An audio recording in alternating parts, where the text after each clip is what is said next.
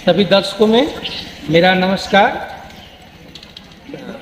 प्रिय मेरा संपूर्ण दर्शक को आज मैं नेपाल की राजधानी जो काठमांडू है, इस काठमांडू में अवस्थित जो पशुपतिनाथ मंदिर है, जिसे द्वादश शिवलिंग का एक प्रतिरूप ही माना जाता है, आज मैं इसी मंदिर का आप लोगों को दर्शन करवाने जा रहा हूँ।